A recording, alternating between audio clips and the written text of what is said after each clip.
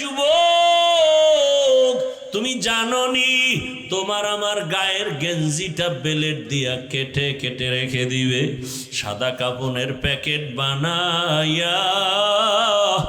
ওরে বাবা, গোসল শেষে যখন সাদা কাপড়ের প্যাকেট করবে, খাটিয়ার মধ্যে লাশটা উঠাইয়া জানাজার ময়দানে যখন নিবে, জানালা দিয়া তোমার মা বলবে আমার বাবারে কই নাও,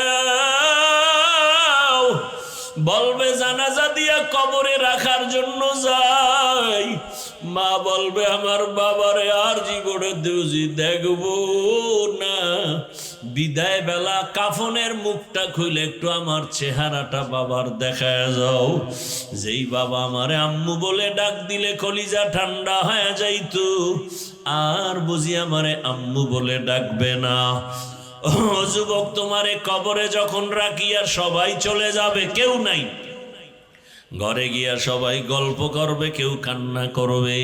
ওই কবরে যদি দাড়ি ছাড়া চলিয়া যাও, আল্লাহ না করুন যদি বেনামাজি অবস্থায় আজরাইলের হাতে ধরা পড়ে কবরে যাও, আমার আল্লাহর রাসূল বলেন আমার আল্লাহ রাগ হয়ে যাবেন।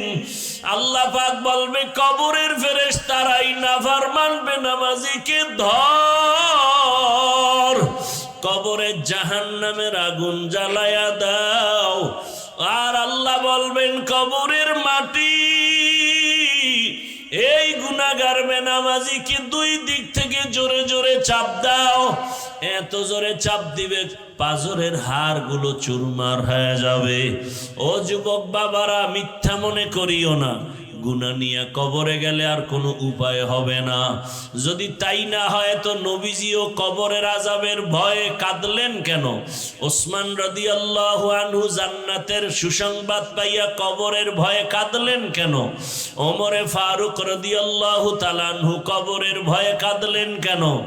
আবু বকর সিদ্দিক রাদিয়াল্লাহু তাআলা আনহু কবর হাসরের আযাবের ভয়ে কাঁদলেন কেন?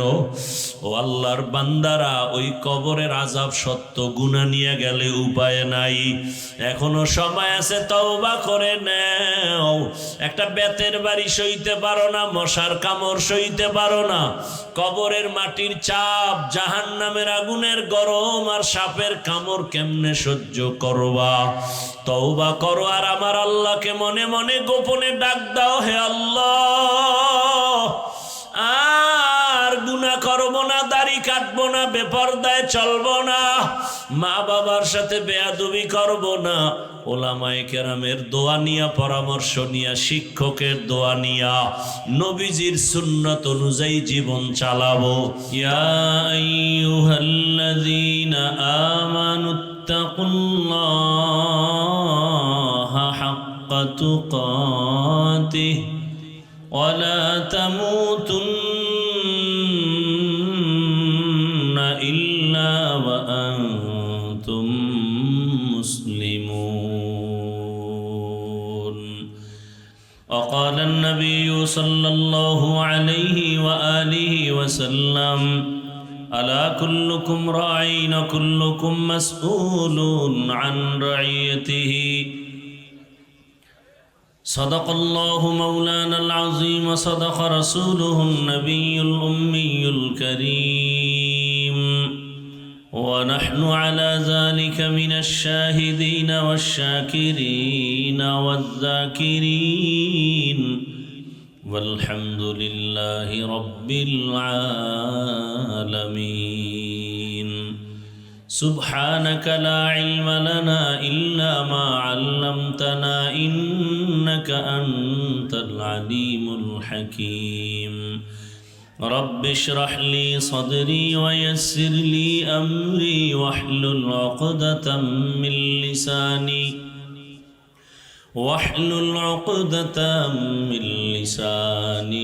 يفقه قولي. सूरज ने दिया अपनी शुआओं को ये पैगाम, सूरज ने दिया अपनी शुआओं को ये पैगाम, दुनिया है आजो चीज़ को भी सुबह को भी शाम, दुनिया है अजब चीज, कभी सुबह कभी शाम। दुनिया में हो दुनिया का तलबगार नहीं हो, दुनिया में हो दुनिया का तलबगार नहीं हो। बाजार से गुजरो हो खरीदार नहीं हो, बाजार से गुजरो हो खरीदार नहीं हो।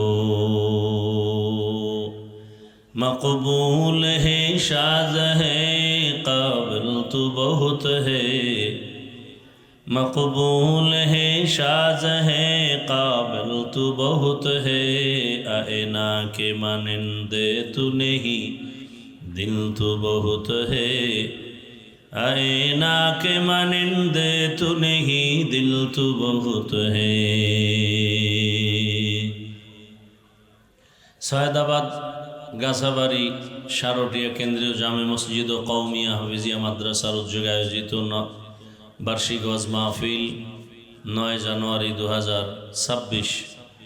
সভাপতি হজরতুল আল্লাহ মুফতি নুরুল আলম কাসিমি সাহেব দামাত বারাকাতুহুম, অন্যান্য অতিথিবৃন্দ, হজরত উলামায়ে কেরাম, দূর দূরান্ত থেকে আগত আল্লাহ পাকের আশিকিন, জাকিরিন, শাকিরিন, মুহিব্বিন, মুরব্বিয়ান আযম, কলিজার টুকরা আমার সমবয়সী যুবক বন্ধুগণ, স্নেহের ছোট ভাই, পর্দার আড়ালে মা বোনেরা, আল্লাহ পাকের দরবারে শুকর যে আল্লাহ আমাদেরকে সুস্থ রেখেছেন, আলহামদুলিল্লাহ। জীবনের এক অমূল্য সম্পদ আমাদের সুস্থতা। টাকা পয়সা বাড়ি গাড়ি সব আছে, কিন্তু যদি অসুস্থ থাকি জীবনের কোনো দাম নাই। টাকা পয়সা বাড়ি গাড়ি তেমন নাই, কিন্তু আল্লাহ যদি সুস্থ রাখেন এর থেকে আর সুখের জীবন হতে পারে। আল্লাহ আমাদের সুস্থতাকে দায়েমান কবুল করেন। এখনও যারা অসুস্থ বিছানায় ঘরে হসপিটালে, আল্লাহ তাদেরকেও সুস্থ করে দেন। হযরত উলামায়ে কেরাম আলোচনা করেছেন, আল্লাহ হাজারো লাখো মানুষের মধ্য থেকে এখানে আমাদেরকে বাছাই করে হাজির হওয়ার, বসে থাকার তৌফিক দিয়েছেন। আর একবার শুকর আদায় করি আলহামদুলিল্লাহ। দরুদ ও সালাম সৈয়দুল মুরসালিন রহমাতুল্লিল আলামিন শফিউল মুজনিবিন খাতামুন নবিয়্যিন সৈয়দুস সাকালাইন ইমামুল মুরসালিন হযরত মুহাম্মদুর রাসূলুল্লাহ, সবাই পড়েন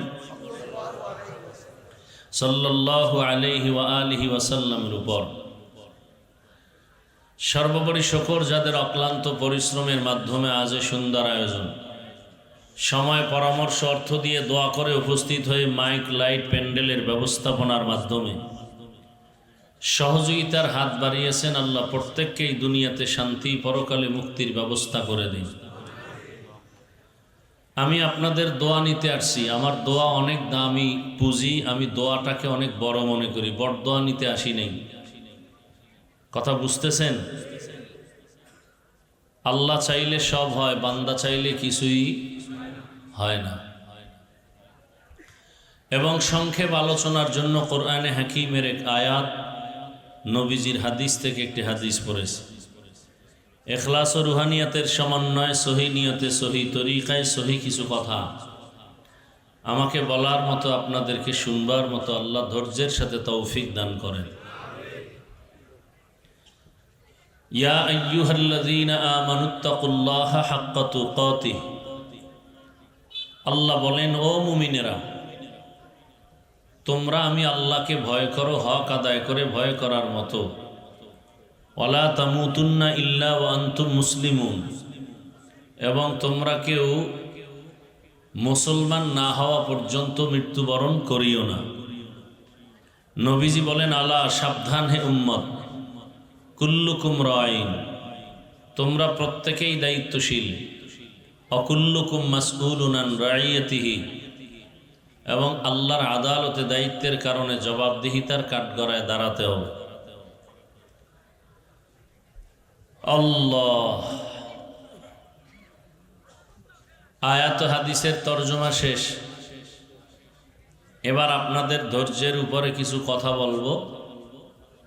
আপনারা যদি মোহাব্বত করে ধৈর্য ধারণ করেন আর আল্লাহ তৌফিক দান করেন, তাহলে কিছু কথা হতে পারে। আপনার যদি দিল না চায় তো জোর করে কাউকে বয়ান শোনানোর কোনো সুযোগ নেই। তো আমি বয়ান করব আপনাদের ধৈর্যের উপরে ইনশাআল্লাহ। আপনারা যদি ধৈর্য ধরে বসেন, দোয়া করেন, ইনশাআল্লাহ চলবে। তো আয়াত ও হাদিসের তরজমা শেষ। হাদিসের উপরে কয়েক মিনিট কথা বলি, খেয়াল করে শুনেন। আল্লাহর রসুল যখন হাদিস শুনাইলেন সাহাবায়ে কেরামদেরকে, আলা কুল্লুকুম রাঈন ওয়া কুল্লুকুম মাসউলুন আন রাইয়াতিহি, সাবধান হে উম্মত, তোমরা প্রত্যেকেই দায়িত্বশীল। আল্লাহর আদালতে দায়িত্বের কারণে জবাবদিহিতার কাঠগড়ায় দাঁড়াতে হবে। সাহাবায়ে কেরাম প্রশ্ন করলেন, ইয়া রাসূলুল্লাহ, হাসরের ময়দানে দায়িত্বের কাঠগড়ায় দাঁড়িয়ে জবাব দিতে হবে, তো দায়িত্বশীল কারা এবং কার উপর? রহমতের নবী বললেন, অধীনস্থদের গার্ডিয়ান যিনি হবেন, অভিভাবক হবেন, তিনি দায়িত্বশীল অধীনস্থদের জন্য। যেমন প্রত্যেকটা সন্তান মা বাবার দায়িত্বশীল, প্রত্যেক মা বাবা সন্তানের জন্য, প্রত্যেক সন্তান মা বাবার অধীন, অতএব সন্তানের জন্য মা বাবা দায়িত্বশীল।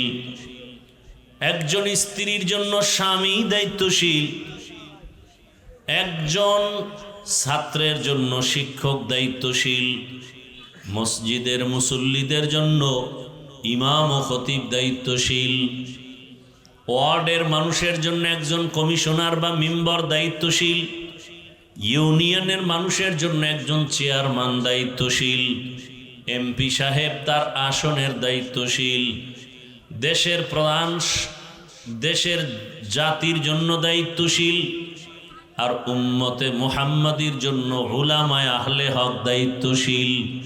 আল্লাহর রসুল বললেন, অধীনস্থদের গার্ডিয়ান যিনি হবেন তিনি দায়িত্বশীল। আল্লাহর আদালতে অধীনস্থদের উপরে যে হক আছে তা আদায় হলো কিনা আল্লাহর আদালতে জবাব দিতে হবে। আর একজন সাহাবী দাঁড়ায় গেলেন, ইয়া রাসূলুল্লাহ, আমার অধীনেও কেউ নাই, আমিও কারো অধীনে নাই, আমার দায়িত্বটা কি? রহমতের নবী বললেন, হে সাহাবী, আপনি আপনার অঙ্গ প্রত্যঙ্গের দায়িত্বশীল।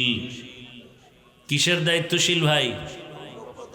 দুইটা হাত আল্লাহ দিছেন বিনা কারণে না, এগুলোর জন্য ডিউটি আছে আলাদা। দুটো পা দিছেন, আলাদা ডিউটি। দুটো চোখ দিয়েছেন, আলাদা ডিউটি। দুটো কান দিয়েছেন, আলাদা ডিউটি।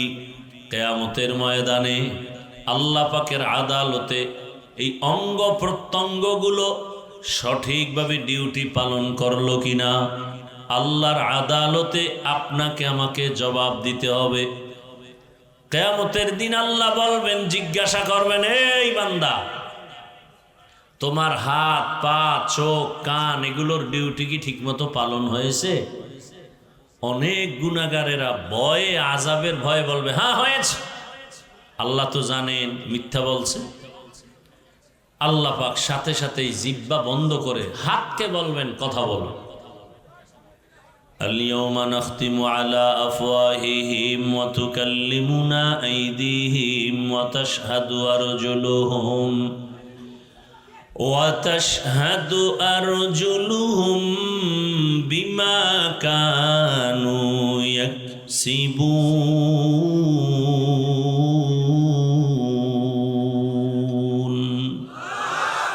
دستگوید منچونی دزدیدم لبگوید منچونی بوسیدم চশমগুয়াদ চিদাম গমজা হারাম গোশগুয়াদ চিদাম সমরুল কালাম।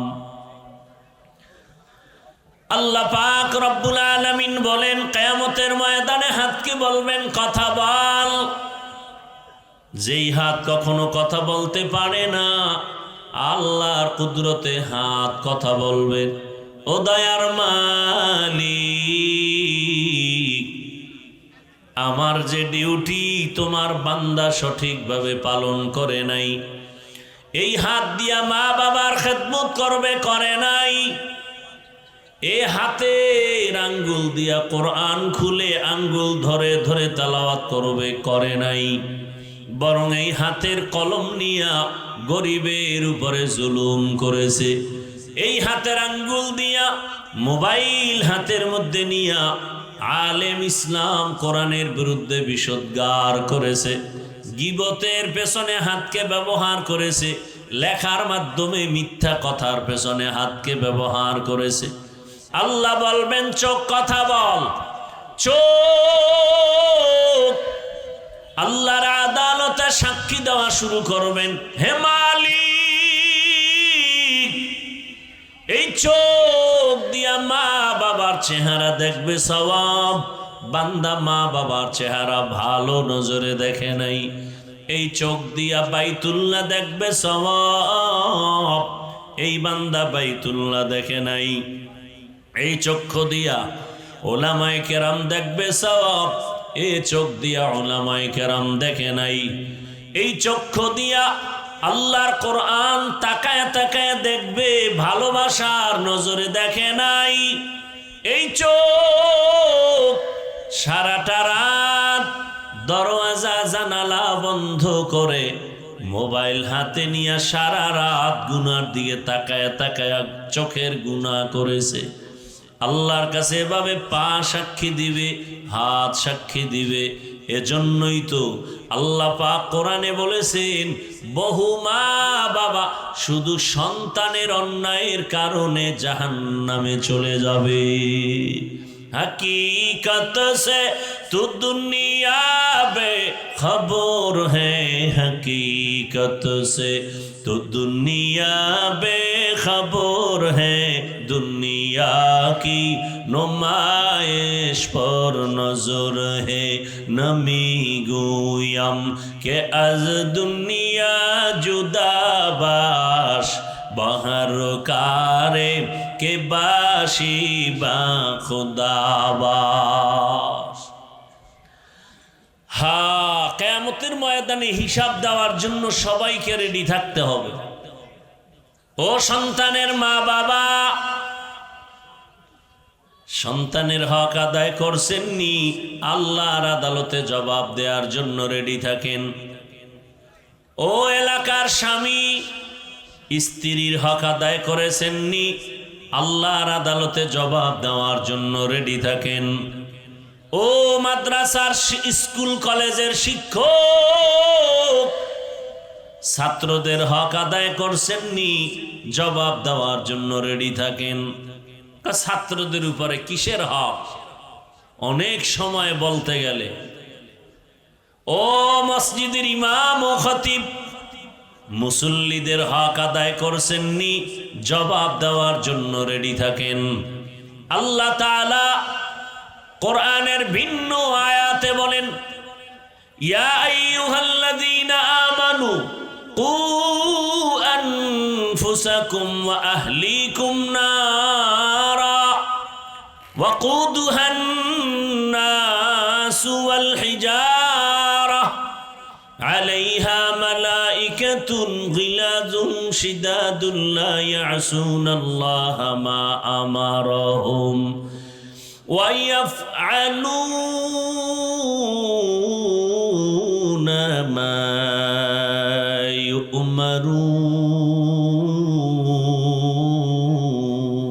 ইউমারুন। বাখা কুরআ কালামুল্লাহ বশনো কদিমাস্তি কদিমাস্তি নইনো। কি ঘুম আসতেছে না? আমার তো জানা মতে আমার দেশের বাঙালি জাতি রাতে ঘুমায় না, মোবাইলের হক আদায় করে। কি চিন্তা করে কিয়ামতের ময়দানে কোনো আমল নাই, যদি একটা হক নিয়েও দাঁড়াতে পারে তো আল্লাহ মাফ করতে পারে। যেরকম বুঝ সেরকম ফলাফল। আল্লাহ হেদায়াত দান করুন। জিন্দেগি মে বন্দগি তু করনা হে, जिंदगी में बंदगी तू करना है, जिंदगी बे बंदगी शर्मिंदा है, जिंदगी बे बंदगी शर्मिंदा है। दुनिया में हो दुनिया का तलबगार न हो,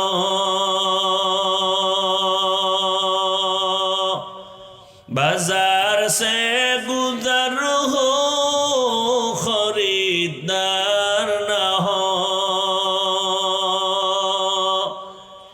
ये दुनिया एक मिसले कागज़ फूल है, ये दुनिया एक मिसले कागज़ फूल है, जिंदगी में बंदगी तू करना है,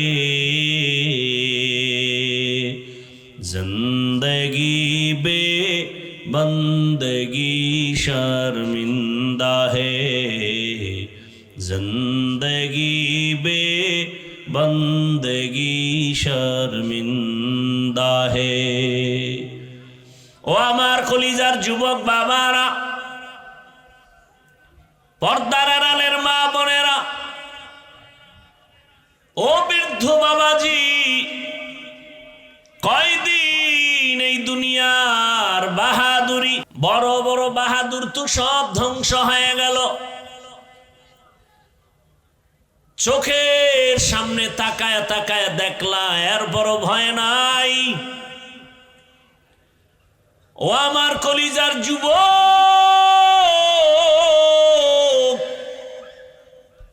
আমি তোমার পায়ে হাত রেখে বুঝাবার জন্য আসছি, আঘাত করার জন্য আসি নাই। ও যুবক বাবা, তুমিও একটা যুবক, তোমার লাইনে ওই ছেলেটা গোটা দুনিয়াটাকে আলোড়ন তৈরি করে রক্তের ফোঁটা জমিনে ফেলে এরপরে কবরে গেল, গোটা দুনিয়াবাসীকে আলোড়ন করে গেল, আর এই জানান দিয়া গেল। টাকা দিয়া পশু কিনা যায় আর অমানুষরে টাকায় কিনা যায়, আমি হাদি নামের যুবকের টাকায় কিনা যায় না। এরে যুবক বাবারা, এখনো কি তোমার রক্ত গরম হয় না? এরে যুবক,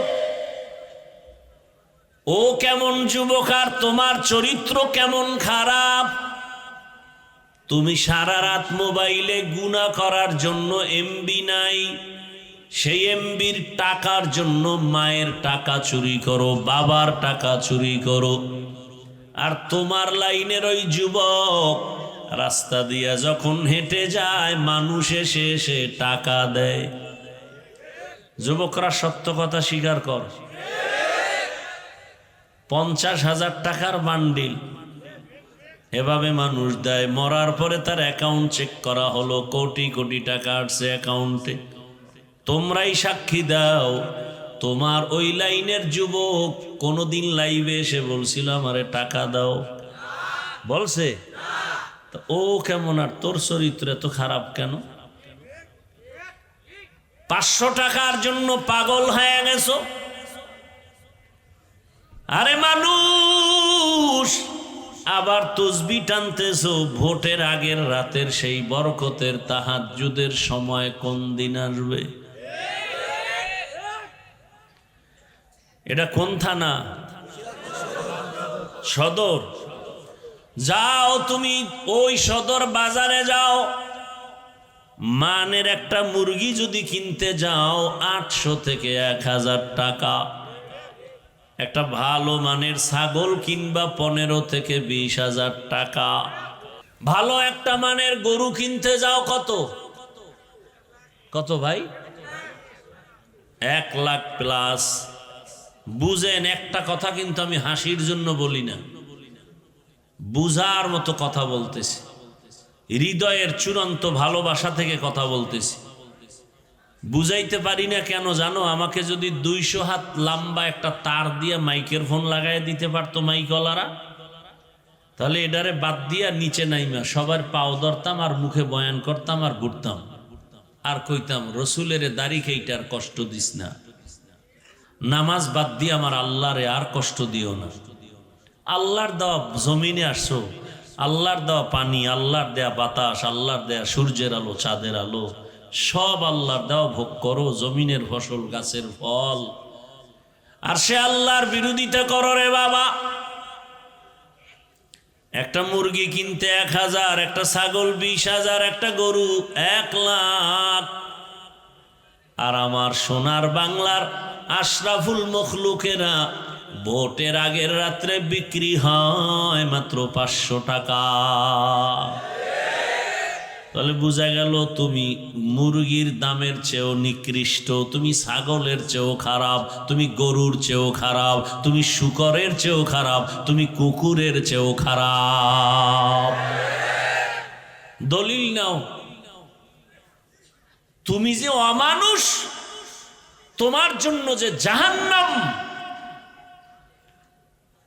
টাকায় পশু বিক্রি হয়, মানুষ বিক্রি হতে পারে না। এই প্রমাণ দিল তোমার যুবক। আর তুমি 500 টাকার জন্য পাগল হয়ে গেছো। আল্লাহ বলেন, এবার শুনো 9 পারা সূরা আরাফ, ওয়ালাকাদ যারানা লিজাহান্নামা কাসীরাম মিনাল জিন্নি ওয়াল ইনসি লাহুম কুলুবুন লা ইয়াফকাহুনা বিহা ওয়ালাহুম আ'য়ুনুন লা ইউবসিরুনা বিহা ওয়ালাহুম আযানুন লা ইয়াসমাউনা বিহা উলাইকা কাল আনআমি বাল হুম আদাল উলাইকা হুমুল গাফিলুন। আল্লাহ বলেন অধিকাংশ মানুষ জাহান্নামে যাবে। কেন? বলে তাদেরকে গবেষণা করার মতো, ভাবার মতো আমি কলব দান করেছি, তারা গবেষণা করে না, ভাবে না। যাদের ভাবার চিন্তা আছে তারা ভাবতে থাকবে, আরে আমারে কে বানাইলেন? আজকে আমি বড় গলায় কথা বলি, মাস্তানি করি, বাহাদুরি দেখাই, টাকার গরম দেখাই। আরে তুমি কয় টাকার মালিক? তুমি তো নমরুদের থেকে বড় মাস্তান হতে পারো না। এই মাস্তান, তুমি তো ফেরাউনের থেকে বড় মাস্তান হতে পারো নাই, সাদ্দাদের থেকে বড় মাস্তান হতে পারো নাই, গাদ্দাফির থেকে বড় মাস্তান হতে পারো নাই, আবু জাহালের থেকে বড় মাস্তান হতে পারো নাই, তুমি আবু লাহাবের থেকে বড় মাস্তান হতে পারো নাই। তুমি যতই টাকার গরম দেখাও, কারুনের থেকে বড় টাকাওয়ালা হতে পারো নাই, আমেরিকার ডব্লিউ বুশের থেকে বড় বাহাদুর হতে পারো নাই। সবগুলো আল্লাহ ধরে ধরে সাইজ করেছেন। তোমাকে ধ্বংস করতে আমার মাওলার কিছু লাগবে না। ঘুমের মধ্যে আমার মাওলায় যদি ধরে, সকালে উঠে দেখবি যেই জবানে গালি দিছ ওই জবান বন্ধ হয়ে গেছে। আল্লাহ পারে। আমার মাওলারে ভয় কর। আমার এই বাংলাদেশে যত ঝামেলা দেখো, একমাত্র কারণ আমার দেশের ওলামায়ে কেরামের সাথে বেয়াদবি করার ফলাফল। ও যুবক, জীবনে কিছু করো বা না করো, সাবধান। মানুষের জীবনের সব থেকে বড় দামি গুণের নাম হলো আদব। যত বড় এলেমওয়ালা হই না কেন, ডিগ্রিদারি হই না কেন, টাকাওয়ালা হই না কেন, আদব যদি না থাকে দুনিয়াতেও সম্মান নাই, আখিরাতেও সম্মান নাই। ও আল্লাহর বান্দারা, বড় দুঃখ, আল্লাহ পাক রব্বুল আলামিন গবেষণা করার মতো মেধা দান করেছেন, মানুষকে আর কাউকে দেন নাই। মানুষ গবেষণা করবে। এই যে একটা প্যান্ডেল বানাইলো, কতগুলো খুঁটি লাগাইলো, অথচ এর থেকে কত কোটি গুণ বড় ওই আসমান, একটা না 7টা। উপর থেকে কোনো রশির টানাও নাই, নিচের থেকে একটা খুঁটিও নাই। বিগাইরি আমাদিন তারাউনাহা। আমার মাওলা যে কেমন দয়ার মালিক, ওই মাওলারে চিনলেন রে বাবা। আজকে টাকার মালিক, তোমার কি মনে নাই তুমি তোমার শিশু বাচ্চার মতো অবুঝ ছিলা? মনে আছে কি ভাই? মনে আছে? আমরা কিন্তু এক সময় অস্তিত্বহীন ছিলাম, দাঁড়াইতেও পারি না, হাঁটতেও পারি না, মাকে বলতেও পারি না আম্মু আমার ক্ষুধা লাগছে খানা দাও। ওই সময় কিন্তু তোমার আমার পুঁজি ছিল শুধু কান্না কান্না কান্না। কান্নার কারণে মা বুঝতেন বাচ্চা কাঁদে কেন, বোধহয় ক্ষুধা লাগছে। আর কেউ বুঝে না। কে বুঝতেন? আমার কান্না দেখে মা বুঝতেন এখন আমার গরম লাগে, পাখার দরকার। আমার কান্না দেখে আমার মা বুঝতেন, আমার বাবাও বুঝে নাই। বাবা কয় বাচ্চা কাঁদে কেন, ক্ষুধা লাগছে খানা দাও। মা কয় 5 মিনিট আগে দিছি তো, কাঁদে কেন? আম্মা জান বলে বাচ্চারা ঘুমের আগে কাঁদে, এখন ওর কান্না হলো ঘুমের কান্না। সেখান থেকে আমার আল্লাহ হাঁটার শক্তি দিলেন, কথা বলার শক্তি দিলেন। আজকে বাড়ির মালিক, গাড়ির মালিক। আজ আমার সন্তান, আমার স্ত্রী, আমার ক্ষমতা কে দিছেন? ও বাবা, এগুলি পাইয়া ভুইলা যাইও না, গবেষণা কইরা চিন্তা করা দরকার। বাড়ির মালিক আমারে কে বানাইলেন, তারে তো চিনলাম না। স্ত্রীর মালিক আমাকে কে বানাইলেন, তারে চিনলাম না। সন্তানের মালিক আমাকে কে বানাইলেন, তাকে চিনলাম না। ওই আসল মালিকের না চিনলে তো আমি জাহেল, বড় মূর্খ হয়ে গেলাম। এরে নবীর উম্মতের দল, ও যুবক বাবারা, তোমার ওই যুবকের তেজস্বী সততা দেখাও কি তোমার দিল কাঁদে না? আরে মনে শখ লাগে মানুষের, এরে দাড়ি কাটলে না জানি একটু মজা লাগে। আচ্ছা কাটছো তো, এবার তওবা করো। তোমার মনে আশা জাগছে পার্কে পার্কে ঘুরলে মজা, অনেক দিন তুমি ঘুরছো, এবার তওবা করো। মনে তোমার আশা সারা রাত মোবাইল চালাইলে কি না জানি মজা, এবার তওবা করো। এরে নবীর উম্মতের দল, অনুরোধ করে বলছি রে বাবা, কয়দিন আর বাহাদুরি করবা? তোমার চোখের সামনে তাকায় দেখো না, গাড়ির চাকার তলে যুবকের লাশ, ঘুমের বিছানায় যুবকের লাশ, নদীর মধ্যে পানির ভেতরে যুবকের লাশ। ও যুবকেরা বলো, ঘুমের মাঝে কেউ মরে না? তুমি যদি মরিয়া যাও, কালকে তোমার লাশ কবরে একদিন হয়ে যাবে। ও যুবক বাবা, ও পর্দার আড়ালের আম্মা জানেরা, আমার আল্লাহর ভয়ের জন্য আল্লাহ বলেন আমাকে ভয় করো। আমার ভয়ের নাম তাকওয়া। ভয় করার মতো ভয় করো। মুসলমান না হইয়া কেউ কবরের দিকে রওনা দিও না। এজন্যই তো ওলামায়ে কেরাম বলেন, বক্তা হইছি, মাওলানা হইছি, কিন্তু এখনো খাঁটি মুসলমান হতে পারি নাই। মুসলমান তো জবানে গালি দিতে পারে না, মুসলমান তো জবানে গীবত করতে পারে না, মুসলমান তো ওই জবানে মিথ্যা বলতে পারে না, মুসলমান তো কারো ক্ষতি করতে পারে না, মুসলমান ইচ্ছা করিয়া কারো অপমান করতে পারে না। আল্লাহর রাসূল বলেন, খায়রুন নাস মান ইয়ানফাউন নাস। ভালো মানুষ ওই ব্যক্তি যার দ্বারা অন্যের উপকার হয়, ক্ষতি হয় না। ও আল্লাহর বান্দারা, ও পর্দার আড়ালের মা বোনেরা, আপনার মতো মা বোন এলাকায় এখনো আছে 5 ওয়াক্ত নামাজ পড়ে, স্বামীর মাল হেফাজত করে, বেপরদায় চলে না। আপনারা একটু জবাব দেন, এরকম মাই এলাকায় আসেনি? যুবকেরা সত্য কথা মানো আর না মানো স্বীকার করো, তোমার মতো যুবক স্কুলে পড়ে, কলেজে পড়ে, 5 ওয়াক্ত নামাজি আসেনি? তোমার কপাল কেন এত খারাপ? তুমি কেন নামাজ আদায় করতে পারো না? তোমার মতো যুবক র্যাব, আর্মি, পুলিশ, বিডিআরের চাকরি করে, নামাজি নাই, তুমি কেন পারো না? তোমার মতো যুবক নদীর মধ্যে মাছ ধরে, কৃষি কাজ করে, রাস্তায় গাড়ি চালায়, 5 ওয়াক্ত নামাজ পড়ে, তোমার অন্তরকে প্রশ্ন করো, তুমি পারো না কেন? আমার মাওলার কোরআনটা কি মিথ্যা মনে করেছো? যদি বলো হ্যাঁ, তো একটা প্রমাণ দে, খোদার কসম কোরআনের একটা ভুল বের করে দেখায়, এখন আমি দাড়ি কেটে ফেলবো।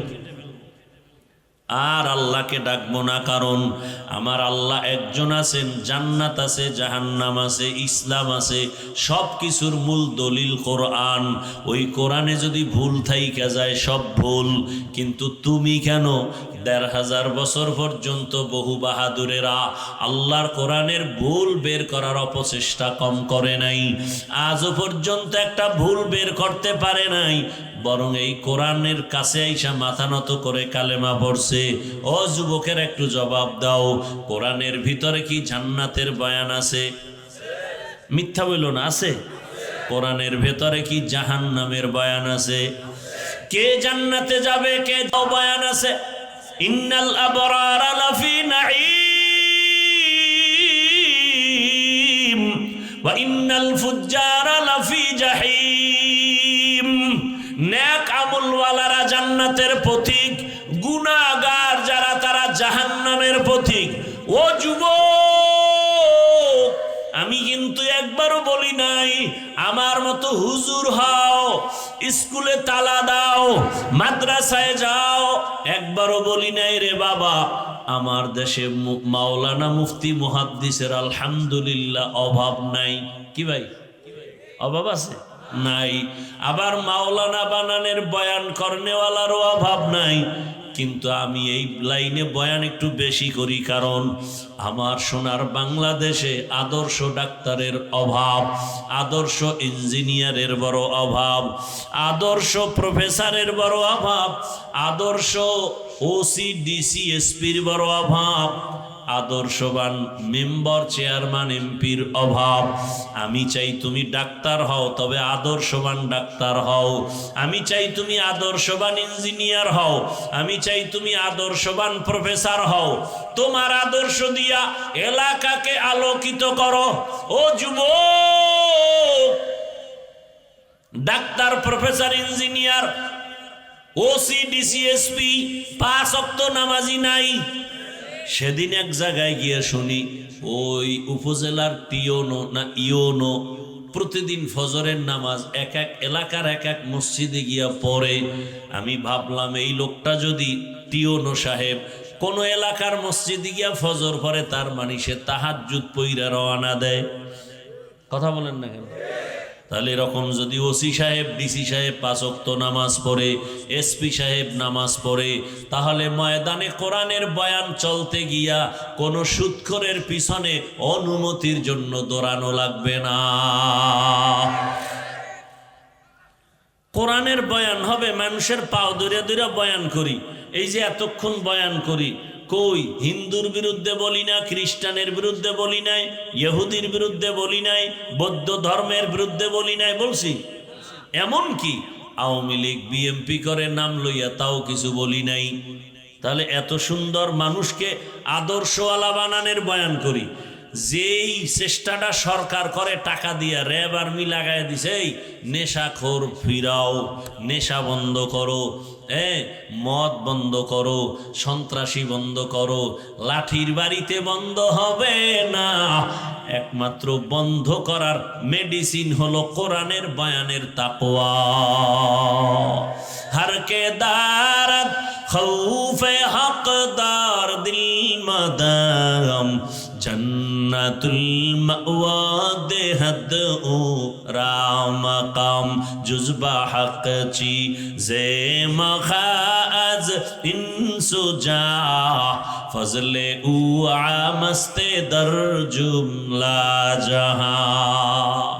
এরে নবীর উম্মতের দল, ও আমার কলিজার যুবক, তোমার মতো যুবক ঢাকা কলেজে লেখাপড়া করে, মাথায় পাগড়ি, বড় দাড়ি, বড় জামা। মিথ্যা বলছি? তুমি পারো না কেন? আমি তো কলিজা দিয়া বলি, এই একজনের দাঁড়ায় ক, হাফিজ ভাই পাওটা ধরবা, ধরলে আমি আর গুনাহ করব না, বল আমি নিচে নেমে আসি। আমি তো তোর সম্মান চাই, আমি চাই গোটা দুনিয়ার মানুষ তোমাকে চিনবে। এক ব্যক্তি ডাক্তার জাকির নায়ক, গোটা দুনিয়ার মানুষ চিনে না। ক্ষমতার গরম, টাকার গরম, একমাত্র সুন্দর চরিত্র, নৈতিক আদর্শ। এক সময় মাযহাবের বিরুদ্ধে অনেক লেকচার দিয়েছে জাকির নায়েক, কিন্তু পৃথিবীর একজন কলামিস্ট, একজন বড় বুজুর্গ দার্শনিক, পাকিস্তানের শরিয়া বোর্ডের জাস্টিস আল্লামা তকি ওসমানী দামাত বারাকাতুহুমের হাতে হাত লাগছে। হুজুরে 10 মিনিট বয়ান দিছে, জাকির নায়েক এবার 40 মিনিটের লেকচার দিয়া কয়, মাযহাব না মানলে ইসলাম মানার কোনো রাস্তা নাই। এবার অন্ধভক্তরা পাগল হয়ে গেছে, কইল কি? আহ ও যুবক, আমি চাই তুমি সম্মানের শিখরে যাও, ডাক্তার হলেও যেন গোটা দুনিয়ার মানুষ তোমাকে চিনে। 5টা বছর গুইনা গুইনা মোবাইলটা পানিতে ফালাইয়া জিদ কইরা দাঁড়া, যার গুনাহ করব না, চরিত্র ঠিক রাইখা ডাক্তার হয়ে দাঁড়া। চ্যালেঞ্জ দিয়ে গেলাম, গোটা দুনিয়া আজকে 500 টাকার জন্য পাগল হয়েছো, গোটা দুনিয়ার টাকাওয়ালারা তোর কদম চুমবে, 2 হাত দিয়ে টাকা নিবি, টাকা নিয়ে শেষ করতে পারবি না। সম্মান হবে বোনাস, তবে চরিত্র সুন্দর লাগবে, আর 3 জায়গার দোয়া লাগবে। কয় জায়গার দোয়া?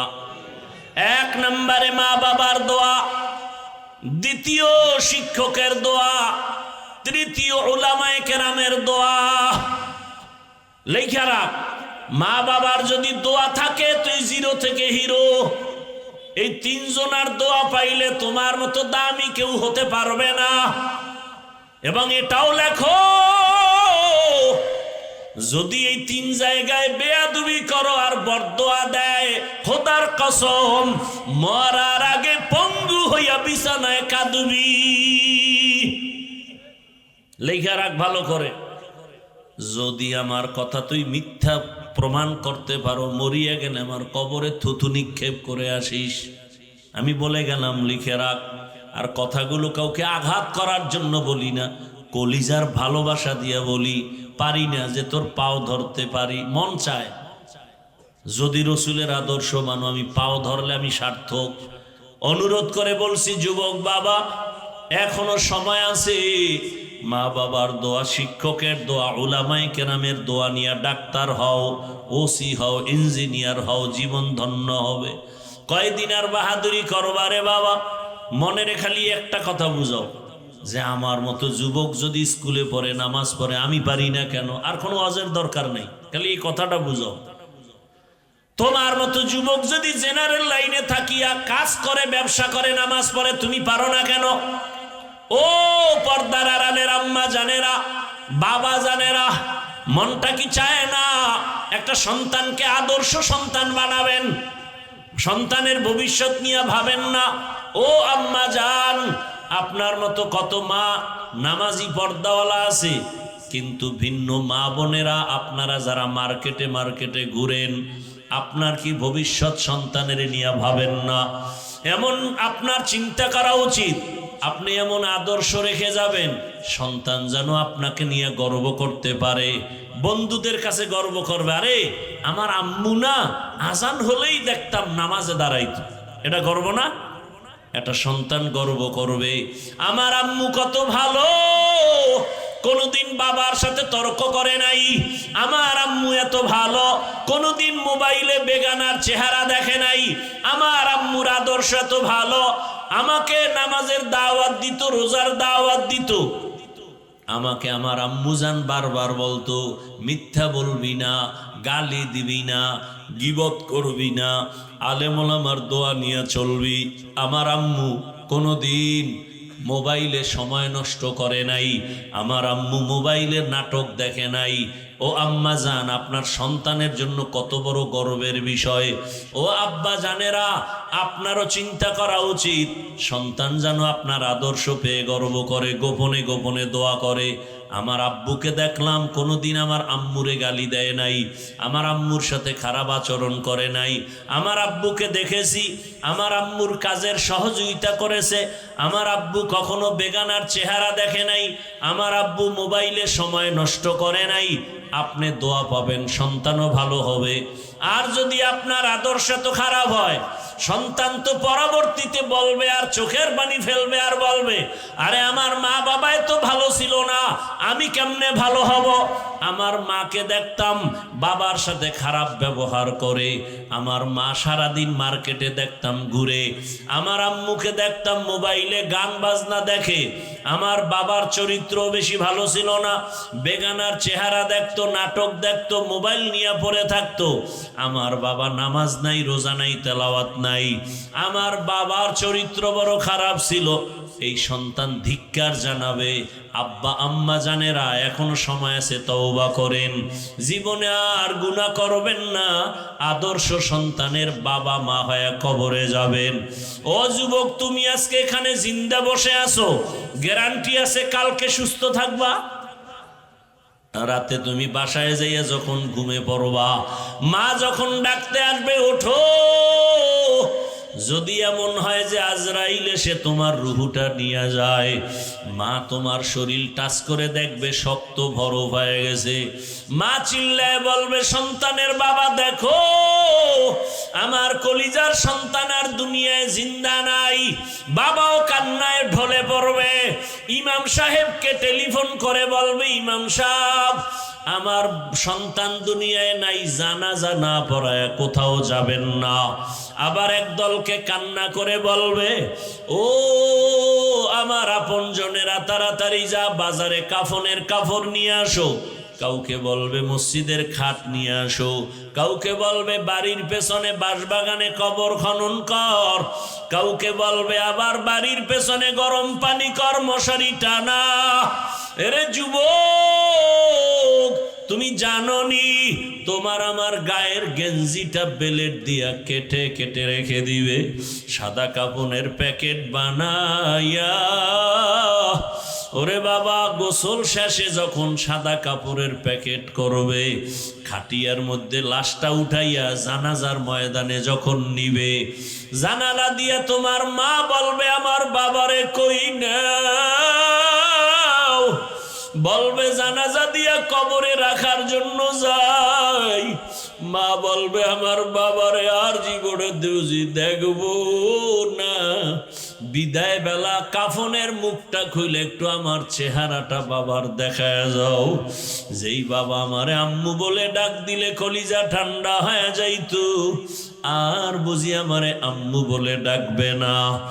ও যুবক, তোমারে কবরে যখন রাখিয়া সবাই চলে যাবে, কেউ নাই, ঘরে গিয়া সবাই গল্প করবে, কেউ কান্না করবে। ওই কবরে যদি দাড়ি ছাড়া চলিয়া যাও, আল্লাহ না করুন যদি বেনামাজি অবস্থায় আজরাইলের হাতে ধরা পড়ে কবরে যাও, আমার আল্লাহর রাসূল বলেন, আমার আল্লাহ রাগ হয়ে যাবেন। আল্লাহ পাক বলবে, কবরের ফেরেশতারাই নাফরমান বেনামাজিকে ধর, কবরে জাহান্নামের আগুন জ্বালায়া দাও। আর আল্লাহ বলবেন, কবরের মাটি এই গুনাহগার বেনামাজিকে দুই দিক থেকে জোরে জোরে চাপ দাও। এত জোরে চাপ দিবে পাজরের হাড়গুলো চুরমার হয়ে যাবে। ও যুবক বাবারা, মিথ্যা মনে করিও না, গুনাহ নিয়ে কবরে গেলে আর কোনো উপায় হবে না। যদি তাই না হয় তো নবীজিও কবরের আযাবের ভয়ে কাঁদলেন কেন? ওসমান রাদিয়াল্লাহু আনহু জান্নাতের সুসংবাদ পাইয়া কবরের ভয়ে কাঁদলেন কেন? ওমরে ফারুক রাদিয়াল্লাহু তাআলা আনহু কবরের ভয়ে কাঁদলেন কেন? আবু বকর সিদ্দিক রাদিয়াল্লাহু তাআলা আনহু কবর হাসরের আযাবের ভয়ে কাঁদলেন কেন? ও আল্লাহর বান্দারা, ওই কবরের আযাব সত্য, গুনাহ নিয়ে গেলে উপায় নাই। এখনো সময় আছে, তওবা করে নাও। একটা বেতের বাড়ি সইতে পারো না, মশার কামড় সইতে পারো না, কবরের মাটির চাপ, জাহান্নামের আগুনের গরম আর সাপের কামড় কেমনে সহ্য করবা? তওবা করো আর আমার আল্লাহকে মনে মনে গোপনে ডাক দাও, হে আল্লাহ, আর গুনাহ করব না, দাড়ি কাটবো না, বেপরদায় চলবো না, মা বাবার সাথে বেয়াদবি করব না, ওলামায়ে কেরামের দোয়া নিয়া, পরামর্শ নিয়া, শিক্ষকের দোয়া নিয়া, নবীজির সুন্নাত অনুযায়ী জীবন চালাবো। তওবা করার যদি নিয়ত হয়, মুনাফিকি যদি না থাকে, খাঁটি তওবার নিয়ত যাদের আছে, অন্তর যদি ঠিক থাকে, মরিয়া গেল আর গুনাহ করবা না। তওবার নিয়ত যদি থাকে, মা বোনেরা, বৃদ্ধ বাবাজিরা সহ দুটো হাত আমার আল্লাহকে দেখাইয়া দাও। আয় আল্লাহ, আমাদের হাতগুলো কবুল করে নেন, তওবা কবুল করে নেন, তওবার উপরে মজবুত হইয়া চলার তৌফিক দান করেন, আমিন। আলহামদুলিল্লাহি রাব্বিল আলামিন, والصلاة والسلام على سيد الأنبياء والمرسلين وعلى آله وأصحابه أجمعين يا أرحم الراحمين يا أرحم الراحمين يا أرحم الراحمين رب ارحمهما كما ربياني صغيرا اللهم إنك عفو كريم تحب العفو فاعف عنا اللهم إنا نسألك رضاك والجنة ونعوذ بك من سخطك والنار اللهم إنا نعوذ بك من البرص والجنون والجذام وسيء الأسقام اللهم ارحمني بترك المعاصي আয় আল্লাহ, কুদরতের নজর দিয়া তাকায় দেখেন। আয় আল্লাহ, কত উলামায়ে কেরাম, কত মুরব্বী হাজী সাহেব, কত ব্যবসায়ী, চাকরিজীবী, পর্দার আড়ালের কত মা বোনেরা হাত তুলছেন, কত যুবক আমার ছাত্র বাবারা হাত তুলছেন। আমরা সবাই গুনাহগার, তওবার নিয়তে হাত তুলেছি, আর গুনাহ করব না রে মাওলা। মেহেরবানি করে আমাদের গুনাহ মাফ করে দেন, তওবা কবুল করে নেন, গুনাহমুক্ত জীবন দান করেন, নবীজির সুন্নাতওয়ালা জীবন দান করেন।